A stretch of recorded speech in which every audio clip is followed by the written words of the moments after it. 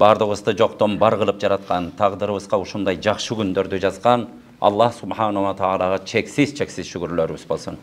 Пайгамбарыбыз Мухаммад Мустафа саллаллаху алейхи ва салламга салават салам дуаларыбыз болсун. Урматтуу мусулман бир туугандар, бүгүнкү мына майрам күнүбүз Алла таала тагдырыбызга бар экен. Мына дагы жума күнүндө ушундай Алланын үйү мечитте өзүбүздүн мына Кудай берген ден соолук менен эки утубуз менен басып келип, ушул жерде акылыбызды ушу мекенди тандап, ушул жерди таап келип, мына кыбланы жүздөн ушул жерде отурабыз. Алла таалага шүгүрлөр болсун. Канча адамдар ушу күндөргө жетпей бул дүйнө менен коштошуп кетип атат. Канча адам үйлөрүндө ушу жерге алып барып кой, менин бутугонум иштебейт деп отурат. Урматтуу бир туугандар, бардык нерсеге шүгүр кылалы. Алла субханала таала бул дүйнөгө жаратат экен. Үй бүлөнү жаратат экен, ага охранник кылып, ага коргоочу кылып үй бүлөнүн кожоюнун жаратат экен. Кудай таала бир падышаны жаратат экен, аны канча бир коргоочу коргоп жүрөт экен. Адамды сууктан ушундай үйлөр коргойт экен. Кудай таала ошо сыяктуу Алла таала берген неиматтарды Алла субханала таала бардыбызга канчалаган жакшылыктарды берген бир туугандар. Ден соолук берген, байлык берген, акыл берген, эмне жүрөгүбүздө ыйман берип атат. Алла тааланын берген неиматтарын санап бүтө албайбыз. Бир туугандар, ал бирок ошо берген неиматтарды да сактап калуу бар. Дерделеңдеп, бул дүйнөдө эмне сүйлөп атканын өзү билбей, ошо калжаңдап, Алла таала берип койгон эмеге көп өзүн жоготкондордун акыбети эмне болгонун билебиз бир туугандар. Алла таала берген неиматты үйүбүздөгү балдарыбызды элестетели. Канчалаган инсан бала жытын жыттай албай отурат. Чөнтөгүбүздө акчаны элестетели. Канчалаган инсандар көчөдө бир токочко, бир сындырым токочко жетпей отурат. Канчалаган адам ден соолук таба албай отурат. Бардыгы Алла субханала таала бул дүйнөдө проблемасыз болбойт бир туугандар. Дүнья мухитатун бил машакил. Арабтардын данышмандары ушундай дейт. Дүньө проблемалар менен Алла таала курчап ороп таштаган дейт. Биринен кутулсаң бирине жолуго бересиң. Бирок ошонун бардыгын сабырдуулук менен, ыйман менен, ыймандын күчү менен, пайгамбарыбыздын тарбиясы менен өтүү ар бирибиздин мойнубузда милдет болот. Аны үчүн динибизди жакшы тааныйлы, шүгүр кылганды үйрөнөлү. Эми башыбызда канчалаган жакшылыктар бар деп атабыз, туурабы бир туугандар? Эч кимибиз тана албайбыз. Эмне деген жакшылыктарды берген. Алла таала жаман күндөрдү аз эле көрсөтөт. Бардыгыбыз ошого шүгүр дейли. 365 күн бар. Ошонун Кудайга шүгүр, мына бир 330-340 күнү жакшы эле настроение менен өтүп атат. Бир 10-20 күндүк кээде проблемага чыдай албай ошого ыйлайт экенбиз. Бул да Алла тааланын мээри менен бир туугандар. Канчалаган өмүрлөрүбүздү 70ке чыккандарыбыз бар, 80ге чыккандарыбыз бар, 40ка чыккандарыбыз бар. Артыбызды элестетип көрөлүчү. Кайгы күндөрдү Алла таала аз эле көрсөткөн бизге. Көп эле жыргалчылыктарды көрсөтүп атат. Ден соолук. Бир туугандар, кече бирөөнү көрдүм. Ушу чыпалагы кичине минтип алган экен. Ушу чыпалак дейт, ушу чыпалакты көрдүм дейт, көчө сүйлөп отурат. Ушу менен келип туруп руль кармай албай атам дейт. Ушу роль ойнойт экен дейт ошогочу. Руль кармаганга дагы ушунун таасири бар экен. Жок болбосо бул неудобно экен дейт да. Көчөдө өтүп баратканда машинени зорго айдап атам дейт. Көрдүңүздөр? Ушу жердин таасири. Биздин бобу турган турпатыбыз, ички органыбыз Кудайым онтотуп төшөккө жаткызбасын. Ар кимди бир туугандар Кудай тааладан тилейли. Мени заара кылдырып койчу, алып барып туалетке алып барып койчу деген күндү көрсөтпөсүн. Кашык менен оозума суу салып койчу деген. Балаң дагы бир ыйман менен болгон балдар эле бир кызмат болсо, балаң да тажайт, башка да тажайт экен оору адамдан. Кудайым онтотуп ооруга жаткызба деп бардыгыбыз турган турпатыбызга шүгүр кылалы. Бир туугандар, азыркы кезде ушундай оору, бул деген биз медицинский ооруну түшүнөт экенбиз. Өпкө боорубуз ооруйт экен, аны больницага барат экенбиз. Моралдык оорулар жаман экен. Ушундай дүйнөнү каптап аткан оору биздин Кыргызстаныбызда өзгөчө болуп кетип атат. Көрүп атабыз азыр жаштарды. Бүт эле миллионер болушту каалап атат адамдарчы. Ушу адамдар шүгүр кылганга жетпей калды. Мына бу аксакалдарыбыздан сурасаңар, 30 жыл, 40 жыл мурун Жигули айдаган адам бир бактылуу болчу. Азыр Жигули менен адамдар кой кайтаргысы келбей атат. Адамдар, жаш балдар ушу миллиондогонду элестетип, ушинтип акча деп бир тууганда карай албай калган замандарга келип калдык бир туугандар. Ошон үчүн мечиттегилер оңололу. Келгендер ыймандуулар оңололу. Алла Таала бизге ең чоң байлыкты берген. Кече bir улуу алым ушундай вағыз кылып айтып атат. Мен сүйгөн дайыма ушинтип анын видеолорун үзбөй көргөн араб алымында дүйнөдө 5 киши десең ошонун бири. Ошо киши ааламды көрүп туруп ушундай айтып атам дейт. Ушундай ойлонуп калдым дейт, көрдүңүздөр. Биз мисал үчүн кээ бир ыймандан алыс болгон, мындай айтканда кафир эле болгон, такыр ыйман, динди такыр эле кабыл кылбаган ушундай миллиардерлер бар экен дейт. Миллиарддаган долларларын ушундай бир жакшылыкка жумшап коюп атышат. Адамдарды шаарларды куруп берип атат, адамдарга больницаларды куруп берип атат дейт. Бирок бул жакшы нерсе, биздин динибизде адамга жардам берүү деген эң жакшы нерсе, эң чоң сооп нерсе. Бирок ошолорду исламга бир таң бербегенден кийин, бир Алла Таалага бир ишеничи болбогондон кийин, ошончо миллиондогон, миллиарддаган адамдар үчүн жумшаган, сарптаган малдары ошолорго жардам береби, бербейби мен айта албайм дейт, көрдүңүздөр. Бардыгы ыйманга байланыштуу экен, көрдүңүздөр. Бир кишинин заррачалык ыйманы болсо, бир жолу ла илаха иллаллах, Кудайым бар, мени Кудай жараткан дей турган болсо, ошонун амалдарынын кабыл болушуна үмүт кылат экенсиң. Адамдар ыймансыз туруп бир миллиарддаган нерсени Алла Тааланын жолунда садака кылса, миллиарддаган, триллиондогон долларларды адамдарга жумшаган болсо дагы, аларга мен ошонусу кабыл болбатабы, ошо нерсеси куткарып кетеби аларды мен айта албайм дейт. Ыйман деген ошончолук кымбат нерсе экен. Көрдүңүздөр, бардыгы ыйманга жараша. Кыяматта кичине ыйманы болгон адам анан барып туруп анан бейиштен үмүт кылат, урматтуу бир тууган. Ыйман болбогон болсо бейиштен да үмүт жок. Ошон үчүн эң чоң байлыкты ар бирибизге насип кылган. Эми бир туугандар, эмнени айткым келип атат? Бардыгыбыз ошо байлыкты, берген ниматтарды, Алла Тааланын берген жакшылыктарын, биз санай албай аткан жакшылыктарын коргоп калалы десек, бардыгыбыз адамзат жакшылыктын үстүндө жашагысы келет. Бул дүйнөдөн өлүп атканда да жакшы өлгүсү келет. Адамдын табияты ошондой. Бардыгыбыз кор болуп өлөлү деген эч ким жок. Баарыбыз кедей кембагал болуп көчөдө бомуш болуп калалы деп эч кимибиз кааламайбыз. Бардыгыбыз жакшы жашоону каалайбыз. Бардыгыбыздын балдарыбыз жакшы болсо деп каалайбыз. Эч ким менин балам селсаяк болуп кетсе, менин балам наркоман болуп кетсе деп эч бирөөбүз каалабайбыз. Бирок ошо жакшылыкты каалап атабызбы? Алла Таала берген жакшылыктарды коргоонун эң негизи эмне коргойт дегенде муну шүгүр коргойт, урматтуу бир туугандар. Бардык нерсеге шүгүр кылып үйрөнөлү. Кудайым деп пайгамбарыбыздын турган турпаты шүгүр эле. Эртең менен турат эле, Кудайым, сенин тургузганыңа шүгүр. Кудайым, ушу чала өлүктөн ойготконуңа шүгүр. Бир тамак, кичине тамак, пайгамбарыбыздын өмүрүн, сыйраларды окуп көрсөңөр, пайгамбарыбыз байлык көргөн эмес, бир туугандар. 2 күн уда курсагы тойгон эмес. Bir gün toyot эле, экинчи күнү сөзсүз ачка жүрөт эле. Бирок көрдүңүзбү, бул дүйнө байлык менен эмес, пайгамбарыбыз кембагал жашоону жашап өткөн. Бирок азыр дүйнөдө эң үлгү көрсөткөн пайгамбарыбыз. Дүйнөнүн бардыгы Мухаммед дейт. Ыйманы жоктор дагы, бул улуу адам болгон дейт, көрдүңүзбү? Бул пайгамбар болгон деп тастыктабаса да, бул улуу адам болгон деп атат. Миллиарддаган адамдар, кылымдар ушундай келатат. Бир туугандар, түшүнөлү, ошо пайгамбарыбыз саллаллаху алейхи ва салламда бир кичине нерсени тата турган болсо тили, артынан шүгүр дейт эле. Бир жерде бир жакшылык боло турган болсо, сахабалар ушундай сүрөттөшөт, пайгамбардын жашоосу ушундай, бир туугандар. Бир жерде бир жакшы кабар укса, пайгамбарыбыздын сежде кылып атканын көрүп калат элек дейт. Дароо Алла Тааланын астында туруп, дароо ушинтип 2 рекет намаз окуп Алла Таалага шүгүр кылат эле. Бир жерден бир адамдын үрөйүн учура турган, адамдын жүрөгүн түшүрө турган, адамды кайгырта турган бир кабар келе турган болсо, пайгамбарыбызды дароо көрөт элек, дароо намаз окуп калат эле дейт, Алла Тааладан жардам сурап. Биз каяктабыз, бир туугандар? Азыр бирөө келип чөнтөгүбүзгө 10 000 доллар салып койсунчу, көчөдө фамилиябызды унутуп, ар жерде барып машинеге сүзүлүп өлүп атат, сүйүнгөнүнөн адамдар. Же болбосо бир кайгы келсинчи, ошо жерде чачын жулуп, ар кимге дарманын айтып, дартын айтып, ошондой абалга түшөбүз. Бир туугандар, бардыгыбыз контролдош, пайгамбардын жашоосу менен жашаганга ар бирибиз аракеттенели бул дүйнөдө.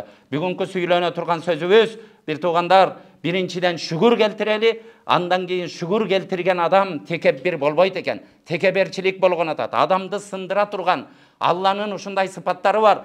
Тахаллaqu би ахлaqillah дейт адамдар. Алымдарыбыз. Тахаллaqu би ахлaqи расулилlah. Алланын адеп ахлагы менен ахлактангыла. Пайгамбардын адеп ахлагы менен ахлактангыла. Пайгамбар кандай адеп ахлактуу болсо, так ошондой адеп ахлактуу болгула. Алланын адеби менен адептен келе дейт. Бирок Алла Тааланын кээ бир сыпаттары бар. Биз адеп ахлактана турган. Алла Таала Ар-Рахман, Алла Таала ырайымдуу, биз да ырайымдуу болгонго аракет кылалы. Алла Таала Карим, жоомарт Алла Таала, биз да жоомарт болгонго аракет кылалы. Алла Таала кечиримдүү, биз да адамдарды кечиргенге аракет кылалы. Алла Таала Ар-Рахим, Алла Таала мээримдүү, биз дагы адамдарга, үй бүлөбүзгө, тааныганга, тааныбаганга, кафырына, мусулманга мээримдүү болгонго аракет кылалы. Бирок кээ бир сыпаттары бар, Алла Таалага таандык. Ага Аллага гана таандык. Аны менен биз сыпаттаныш арам болгондо сыпаттары бар. Бул эмне? Алла Таала мутакаббир. Алла Таалага текеберлик жарашат. Урматтуу бир тууган, Алла мен деген Алла Таалага жарашат. Калганыбызга жарашпайт. Текебир болбойлу. Текебир адам Алла Тааладан алыс болот. Адамдардан чыгат. Biz kaysı ийгиликке жетип атсак бир туугандар, падыша болсок дагы, биз эл бар үчүн падыша болуп атабыз. Министр болсок дагы, эл бар үчүн министр болосуң. Жалгыз калчы кимге министр болосуң бир тууган? Үйүңдө сен бай жашап атасыңбы? Тегереңде сен соода сатыңды, сенин товарыңды алып, сени байытып атканда эл. Sen деген ошо бир тууган менен бийик болуп атасың, эл менен бийик болуп атасың, атаңдын дуасы менен бийик болуп атасың, энеңдин жалбаргусу менен бийик болуп атасың. Урматтуу бир туугандар, бул нерсени эч убакытта унутпайлы. Тарыхта ар кандай нерселер болгон. Ибрахим пайгамбар Алла Тааланын жолуна ушундай чакырганда, ошол учурларда билесиңер, Намрут деген падыша бар эле. Bir Alла Таала жараткан нерсенин ичиндечи, урматтуу бир тууган, эң акылдуусу, эң кереметтүүсү, эң Алла Таалага жакыны бул адамзат болот. Адамды ошон үчүн бардык жараткан, Алла Тааланын жараткан миллиондогон махлукаттары бар.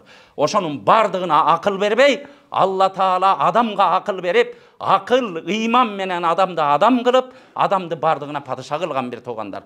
Бирок ошонун ичинде, ошончо айбанаттын ичинде бир дагы Алла Тааланын жараткан махлукаттарынан бирөө да мен Кудаймын деп айтпайт экен. Бир гана адам айтат экен.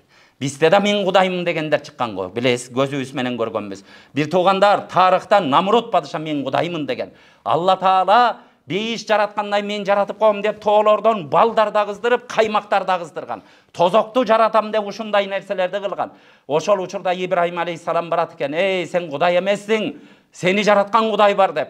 Ибрахим пайгамбарды ушундай кыйноолор менен кыйнаган. Бирок акырында эмне болгон? Көрдүңүздөр, ошо Намрут падыша азыр бир мамлекетке падыша болобуз деп адамдар не болуп калып атат? Бир үй бүлөнү башкарыш эмне, урматтуу бир тууган? Намрут падыша ушу дүнүйө жүзүнүн падышасымын деп туруп, ошо падышанын үстүндө мен Кудаймын деп чыккан адам. Адамдар эгер ага ишенбей ал жомок дей турган болсо, эми Ибрахим алейхиссаламдын келгенине канча кылымдар болгон дей турган болсок, адамзаттын кылары ушундай. Күнүбүздө Кудаймын дегендер чыгып атпайбы? Мен Кудаймын дегенди көзүбүз менен көрүп атпайбызбы? Урматтуу бир туугандар, Намрут падыша эң аягында ушундай жазаланган. Ушинтип туруп, ушундай бир чымын киргендей риваяттарда мурдунан мээсинде дыңылдайт экен. Уйку бербейт экен, дүнүйөнүн табыптарын бүт алып келет экен. Эч ким диагноз кое албайт экен, көрдүңүздөр. Эң аягы бир врач ушундай койгон экен. Эй, сен бир кулуңдун ушундай кепичин алып туруп ошо менен башка урчу дегенде, бир гана ошо менен урган учурда баа дыңылдаганы басылат экен. Көрдүңүздөр, Алла Таала кандай коргулган. Кудаймын деген адамды эч кимге бул нерсе жарашпайт. Дүнүйөдөгү мен деген алтын күмүштү ээлеп алган, мен деген байлык, мен деген падышалык, мен деген бийликти ээлегендерди ушинтип өзүнүн кулунун кепичи батинкеси менен башка урганда дыңылдаган басылат экен. Башка дары жок, ушинтип чүнчүп отуруп өлгөн. Ошентип чымындын дыңылдаганынан жинди болуп өлгөн эң аягында. Урматтуу бир туугандар, бул дүнүйөдө өзүбүздү сезбейли. Эми ал Кудаймын деп айтыптыр. Биз да кээ учурларда ушинтип коюп атпайбызбы? Бир аз байлыгыбыз бар, жашоолордо көп көрүп атабыз бир туугандар.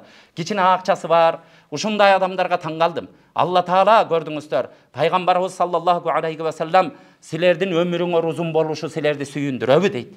Сүйүндүрөт дегенде, анда бир туугандар менен бир болгула деген. Бир тууган, бир карындан чыккан, бир эне байкуш ушу жатынына көтөргөн, курсагына көтөрүп туруп чыккан бир тууган, ошону менен байланышыңарды бекем кылгыла, өмүрүңөр узун болот, ырыскыңар көп болот дейт, көрдүңүздөр. Урматтуу бир туугандар, азыр башканы мисал кылбайлы. Мен ушундай дин жолунда жүрүп атабыз. Бир врач, араларыбызда врач болсо, ага өпкөсү жүрөгү ооругандар келет. Саясатчыга саясатты сурап барат. Милицияга бирөөдөн тонолгон таяк жеген барат. Бизге мына 20 жылдан бери ошо кызматтабыз. Бирге ушундай баласынан кордук көргөн, атасын таштап кеткен, карылар үйүнө ыргытып салган, бир тугандан ажырап кеткен, акчасын тонотуп ала албай калган, жалдырап, жалаң ушундай эркек аялдан ажырап кеткен, бири-бирине зомбулук көрсөтүп аткан, моралдык оорулар менен ооругандар келип атат. Балдарын наркоман болуп кеткен, кумар ойноп кеткен, урматтуу бир туугандар.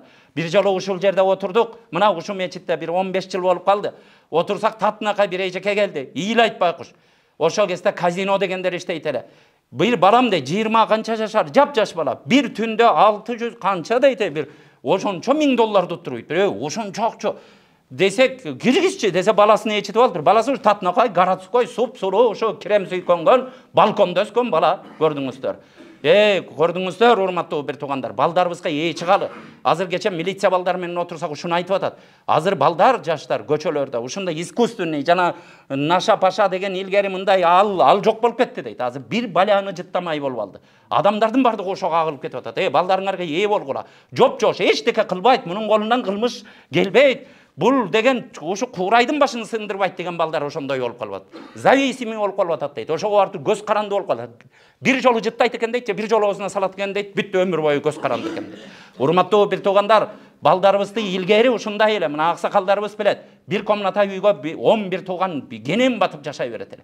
Азыр 10 балаң болсо 10 комната берип коесуң, 10 айфонду колуна берип коесуң, таң аткыча эмне кылып атканын билбей атасың дүйнөдө. Бардыгыбыз ушуга бололу, көрдүңүздөр. Мен айтайын дегеним, кээ бир инсандар жүрөт. Биз башканы карабайлы коелучу бир туугандар. Мен жашоодо болгон фактыларды айтып атам. Мынтип эле бир хадис же муну айткан жокмун. Көрдүңөр, фактыларды айтып атам көчөлөрдө. Бир тууганы миллионер, джиптерди айдап жүрөт, экинчиси бомуш, көрдүңүз. Карабайт. Ошо курсагы тойса тигини жумшап койгон, бир тууган агасынын ары жумшап койгон, тигинтип койгон, мейли эми кээ бир акмактар болот. Ошо акча берсең дагы, турмушун оңдоп коюн десең дагы баары бир рожденный ошо жолду тандап баргандар болот. Эми антсе мейли. Бирок кээ бирөөнү карабай коюп атабыз да, көрдүңүздөр. Үйгө киргизбей коюп атабыз. Адамдар бир кедейирээк киши чакырып калса, тоюна барбай коюп атат адамдар. Пайгамбарыбыз саллаллаху алейхи ва саллям хадисте мусулмандын үстүндөгү акылары ушул деген. Биринчи сегай келип салам берсе, сөзсүз ага сен бирөөгө жолуксаң мусулманга сөзсүз салам бергин дейт. Егер сени бир тоюна, же үйүнө, же тамакка, же башка нерсеге чакырса, сөзсүз баргының дейт. Егер сенден насихат сураса, сөзсүз насихат кылгының. Егер ал бир чүчкүрүп, Аллага шүгүрчүлүк айтса, Алла сага ырайым кылсын деп сен анын жанында жооп бергиниң. Егер ал ооруп калса, аны зиярат кылгының, егер өлүп калса, жаназасына баргының дейт. Урматтуу бир тууган, азыр тандама жашоо болуп калды. Бай кедей деген ушундай капиталисттик жашоо ушу бизде кирип келди. Каалайбызбы, каалабайбызбы? Бай кедей деп бөлүнүп атат. Биз мечитке келгендер ушул нерсени кылбайлы, ыймандуулар кылбайлы, адам тандабайлы. Биз кимдин ким экенин билбейбиз. Ушул жерде канча адам отурабыз. Бул жерде ушинтип зыңкыйып кийинип отургандардын дуасы кабыл болобу? Мына мен муфти болгон адаммын, менин дуам кабыл болобу?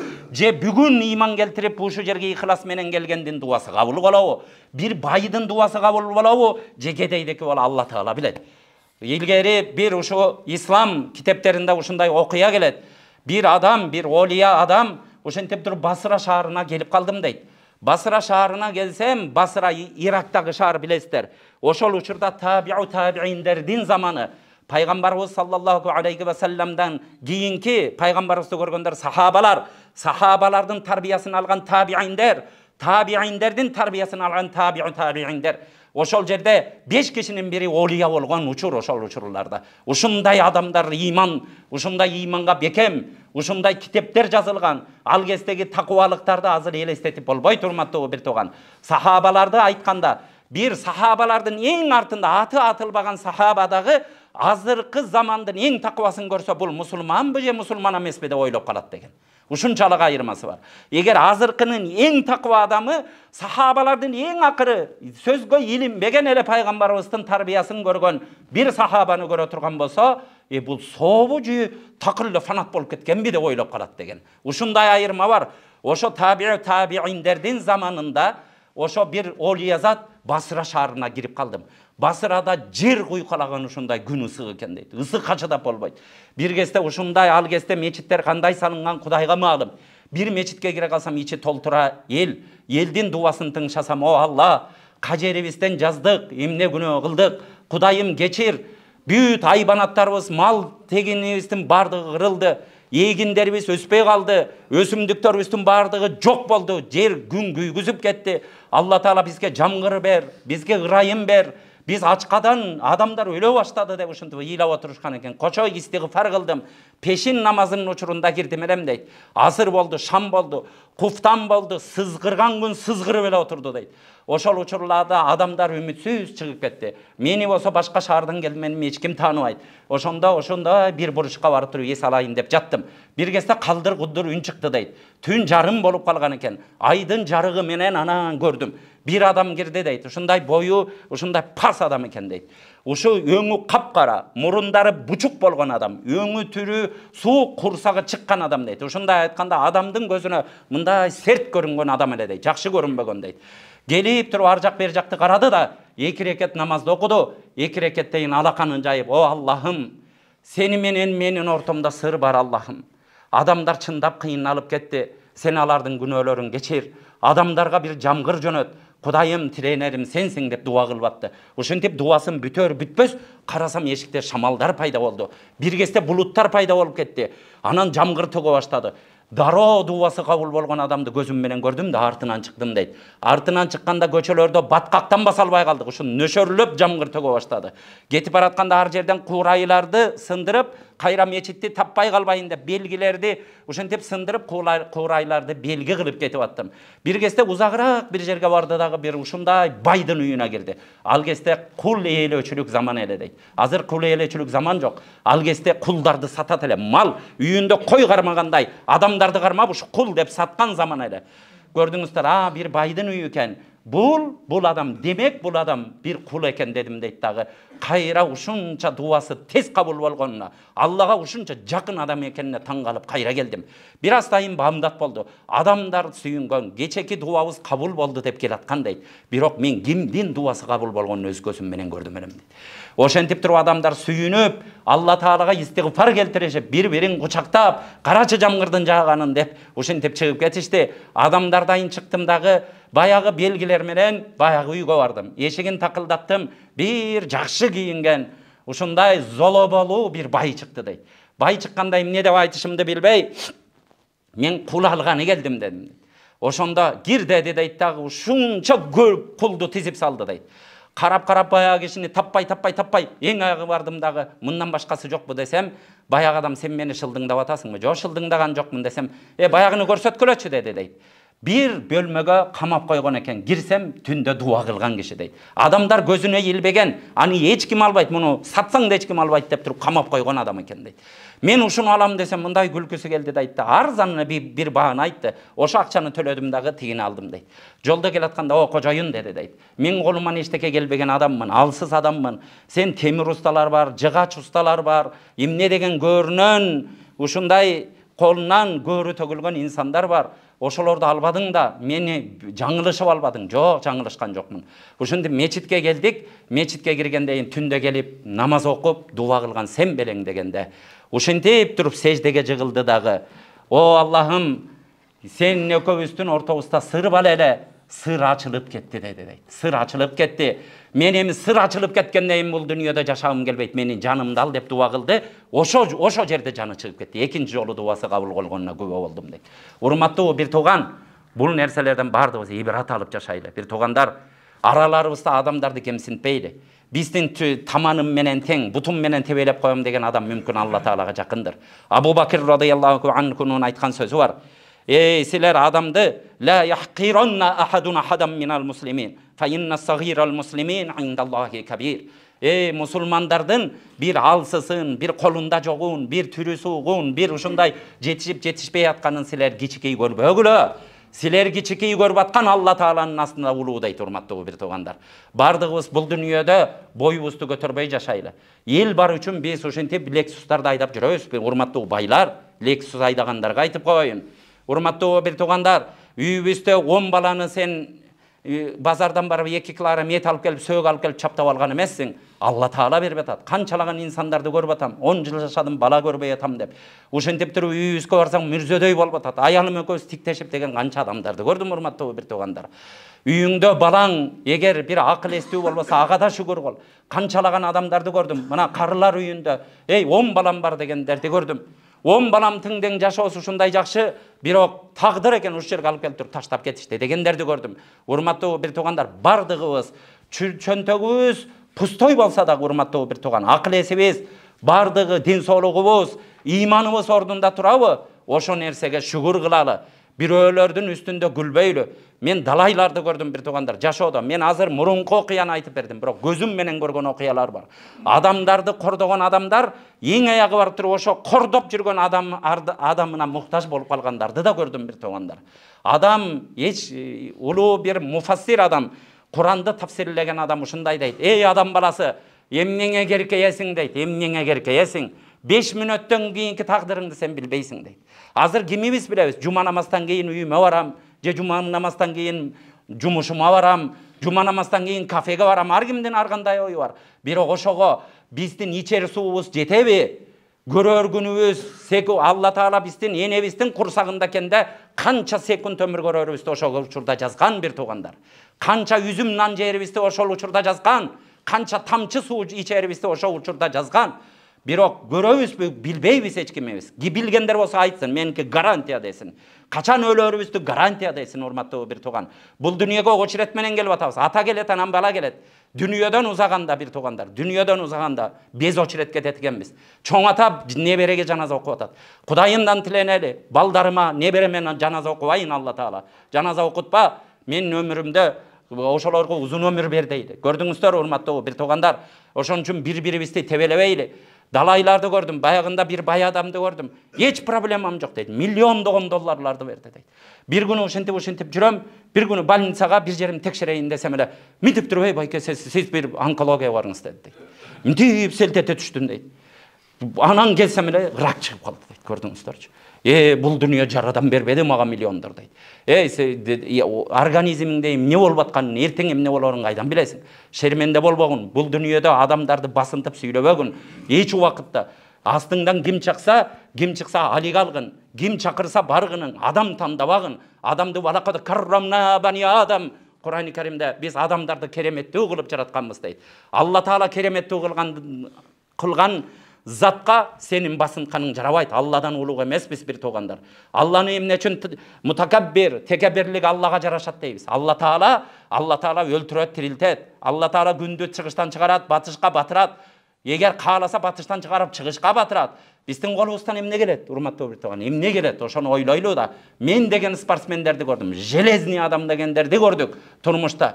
Железный ушинтип барып турупчу желимге айланып калгандарын да көрдүк. Темирмин деп аткан адамдар желим болуп калганын көрдүк. Бир туугандар, бул дүйнөдө мен баймын деп көчөлөрдө ошентип 10 000, 20 000, 100 000 долларлык сааттарды мактангандан көрө Алла берген колго мактан. Ушу колуң менен жакшылык иш кыл. Ушу жүзүңдү алып келип туруп сеждеге кой. Урматтуу бир тууган, шүгүр кыл. Антип туруп машинелер менен ушинтип айдап, бул менен болбойт, урматтуу бир тууган. Эртең эмне болорун эч ким билбейт. Эртең шерменден чыкпасын. Алла Таала өч алып кое турган болсо, эгер Алла Тааланын сыпаттанба, ушу сыпат менен деген сыпат менен сыпаттанып ала турган болсоң, Алла Тааланын өчүнө биз чыдабайбыз бир туугандар. Элибизде улуу сөз бар. Биз бир адамды жаман көрүшүбүз мүмкүн.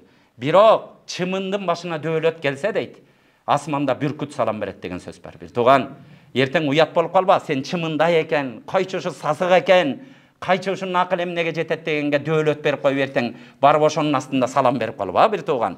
Бардыгыбыз Кудай деп жашайлы. Бул дүйнөдө эч ким эмес, жашоолордо бири-бирин байлык менен басынткан, бийлик менен басынткан, күч менен басынткандардын тагдыры эч качан жакшылык менен бүткөн эмес. Бир учурда мен ушу менен сөзүмдү кыскартайын. Бир жерге бардым, атын айтпай эле коюн. Bir ayıldı ilgari biresingер, азыр эми адамдар ушинтип тияк бияк көрүп жаштарыбыз башкача өстү. Илгери бир кишиге баш ийе берет эле, бир балбан кишиге же бир айылда бир киши башкарып алат эле. Ошенткен башкарган киши дейт. Ушинтип жүрүп арак ичип бир күнү эстери жок дүнүйөдөн өтүп кетишкен. Артында эстей турган киши калган эмес. Пайгамбарыбыздын эркек баласы жок болсо да миллиарддаган адамдар келип көрдүңүздөр салават айтып отурабыз. Бир туугандар, көрдүңүздөр, ошон үчүн Алланын колдосунда Аллага таяналы, бардыгыбыз адебибиз менен бололу, пайгамбарыбыз көрсөткөн жол менен бололу. Кудайым элибизге теңдик берсин, тынччылык берсин. Алла таалам адамча, мусулманча